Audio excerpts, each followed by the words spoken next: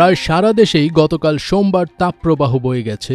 এমনকি চলতি মৌসুমে সবচেয়ে বেশি তাপমাত্রা ছিল গতকাল, যা পটুয়াখালীর খেপুপাড়ায় রেকর্ড করা হয়েছে। খেপুপাড়ায় গতকাল সর্বোচ্চ তাপমাত্রা ছিল 40.2 ডিগ্রি সেলসিয়াস। দেশজুড়ে চলমান এই তাপপ্রবাহ এপ্রিল মাসের বাকি সময় জুড়েও থাকবে বলে জানিয়েছে আবহাওয়া অধিদপ্তর। আবহাওয়া অধিদপ্তরের এপ্রিল মাসের দীর্ঘমেয়াদী পূর্বাভাস ও আবহাওয়াবিদদের সঙ্গে কথা বলে এসব তথ্য জানা গেছে। একমাত্র ওয়ালটন এসি দিচ্ছে 1 বছরের রিপ্লেসমেন্ট গ্যারান্টি এবং কম্প্রেসরের 10 বছরের গ্যারান্টি। আবহাওয়াবিদেরা বলেছেন, চলতি মাসের শুরু থেকেই তাপপ্রবাহ দেখা দিয়েছে। মাঝখানে বৃষ্টির কারণে কিছুটা সময় তাপমাত্রা সহনীয় ছিল। 11 এপ্রিল থেকে দেশ জুড়ে তাপপ্রবাহ শুরু হয়েছে, যা সমগ্র মাস জুড়েই অব্যাহত থাকবে।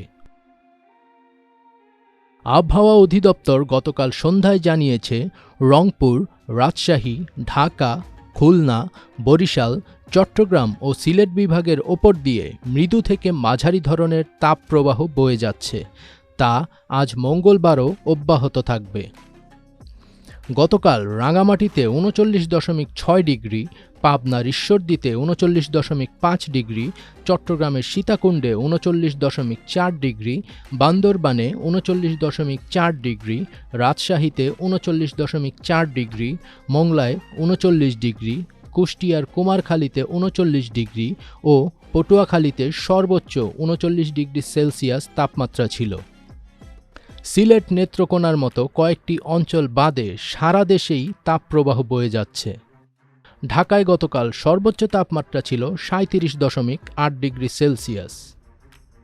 আবহাওয়াবিদ মোহাম্মদ আবুল কালাম মল্লিক জানান, এপ্রিল মাসের বাকি সময় জুড়ে দেশে তাপপ্রবাহ থাকবে, তবে কোথাও কোথাও তাপমাত্রা ওঠানামা করতে পারে। এ মাসে তাপমাত্রা 42 ডিগ্রি সেলসিয়াস পর্যন্ত ওঠার আশঙ্কা রয়েছে। সর্বোচ্চ তাপমাত্রা 36 থেকে 37.9 ডিগ্রি সেলসিয়াস হলে মৃদু তাপপ্রবাহ, 38 থেকে 39.9 ডিগ্রি সেলসিয়াস হলে মাঝারি তাপপ্রবাহ, 40 থেকে 41.9 ডিগ্রি সেলসিয়াস হলে তীব্র তাপপ্রবাহ এবং 42 ডিগ্রি সেলসিয়াস বা তার বেশি হলে অতি তীব্র তাপপ্রবাহ বলে থাকে আবহাওয়া অধিদপ্তর।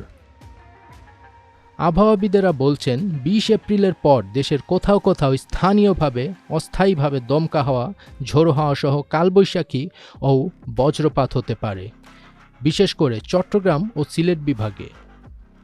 বঙ্গোপসাগরে এপ্রিলে 1 থেকে 2টি লঘুচাপ হতে পারে বলে এ মাসের দীর্ঘমেয়াদী পূর্বাভাসে জানিয়েছিল আবহাওয়া অধিদপ্তর। এর মধ্যে একটি লঘুচাপ নিম্নচাপে বা ঘূর্ণিঝড়ে রূপ নিতে পারে বলেও জানিয়েছিল তারা। অবশ্য আবহাওয়াবিদেরা বলছেন, এপ্রিলে নিম্নচাপ বা ঘূর্ণিঝড়ের আশঙ্কা এখন পর্যন্ত দেখা যাচ্ছে না। ফাজবির তাজ, এটিএন বাংলা।